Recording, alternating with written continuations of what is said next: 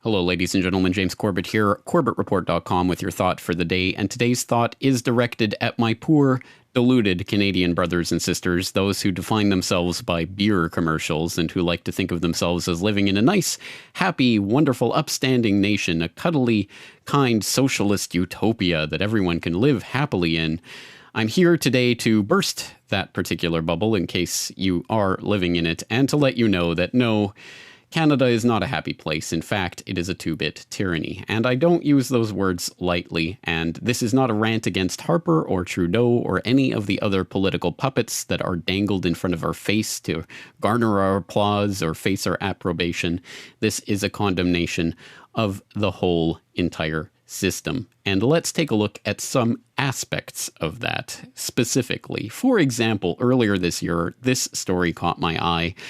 Insulting police online banned by Granby, Quebec bylaw. That's right. If you happen to live in Granby and happen to complain about the police and the way you were treated by them, or to in any other way insult them in a way that any particular police officer or really any government official feels to be insulted by your comments online, they can now launch a prosecution against you. And this involves fines ranging from $100 to as much as $1,000. And this isn't for some sort of death threats against police officers or anything of that sort. This is really criticism of police.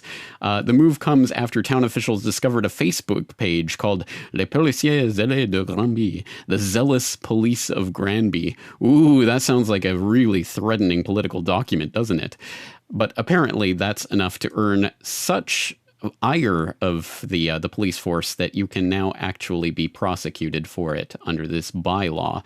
But that's just unfortunately one tiny example of the type of craziness, and I use that word advisedly, that is taking place and has taken place in Canada over the decades. The corruption and ultimately the destruction of any semblance of right to free speech in the country of Canada.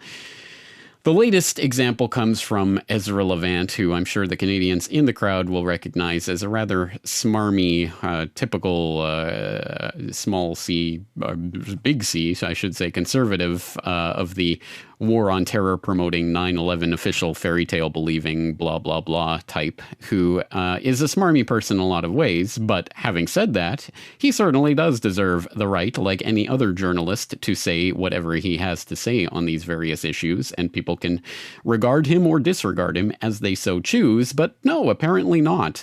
Now, for having called the Alberta Human Rights Commission crazy, he is now being prosecuted by the Law Society of Alberta. There has been a complaint lodged against him because he is actually a member of that law society. He's not a practicing lawyer.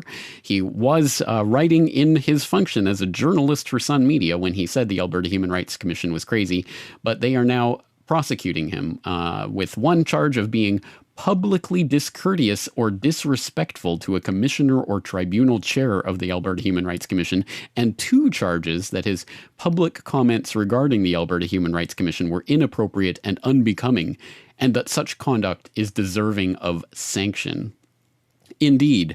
So this is the price that lawyers apparently will pay if they happen to be also journalists and try to speak out against such things as the crazy Alberta Human Rights Commission, which is crazy. I mean, if you look at it as an institution, it was founded by the Alberta Human Rights Act and is basically just one of these provincial human rights tribunals, commissions that exist in all of the various provinces, and of course all of them under the federal, the Canadian Human Rights Commission, which is under the Canadian Human Rights Act, which has been amended over the years, but there was a particularly controversial section, Section 13(1), which did read, "It is a discriminatory practice for a person or a group of persons acting in concert to communicate telephonically or to cause to be so communicated repeatedly in whole or in part by means of the facilities of a telecommunication undertaken within the legislative authority of Parliament to any matter that is likely to expose a person or persons to hatred or contempt by reason of the fact that person or those persons are identifiable on the basis of a prohibited ground of discrimination, i.e., a hate speech law. That is, there are certain words that are so harmful that if you utter them, you can and will be prosecuted by one of these human rights commissions. Or at least that was the case up until 2013, at which point this 13.1 was, I believe, repealed from the Canadian Human Rights Act altogether.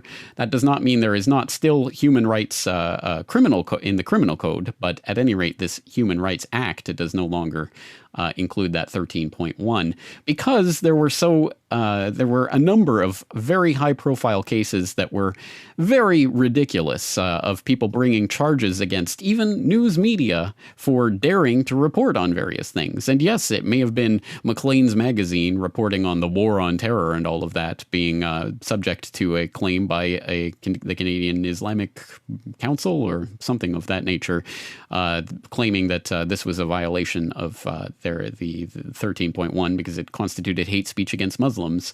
Well, again, of course, the fairy tale of the war on terror is something that should be disputed wholeheartedly, but not through the courts and not in that manner. Freedom of speech is something that, well, is one of the ideals that's enshrined in the Canadian Charter of Rights and Freedoms. Look at all the beautiful rights and freedoms enshrined here. Freedom of conscience and religion, freedom of thought, belief, opinion, and expression, including freedom of the press and other media of communication, freedom of peaceful assembly, freedom of association.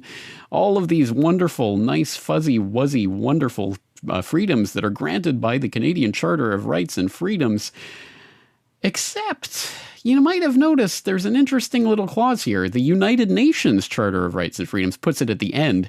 The Canadian Charter puts it right at the beginning. It's interesting. The Canadian Charter of Rights and Freedoms guarantees the rights and freedoms set out in it, subject only to such reasonable limits prescribed by law as can be demonstrably justified in a free and democratic society, i.e. the government can repeal whatever of these wonderful rights and freedoms they want to at any time through legislation by simply declaring it to be reasonable, and of course the courts going along with it. And that has and does continue to happen. That's how there can be such thing as hate speech laws in the criminal code, despite the fact that you are guaranteed freedom of thought, belief, opinion, and expression.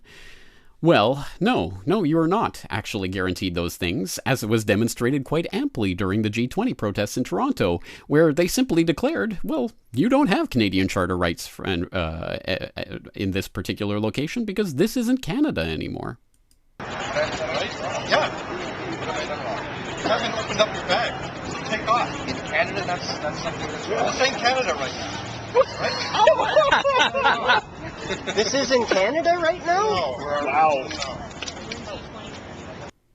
Yes, that was just one of the examples of such abrogation of supposedly guaranteed rights and freedoms that took place during the Toronto G20, and there are numerous other examples besides. No, Canada is not the warm, fluffy, wonderful, government-swaddled utopia that Canadians seem to like to believe it is. So there's a lot more to say on this topic. I'm going to be writing about it for The Forecaster this weekend, talking with reference, of course, to Bill C-51, the latest terroristic legislation from the real terrorists in Canadian Parliament to come down the line.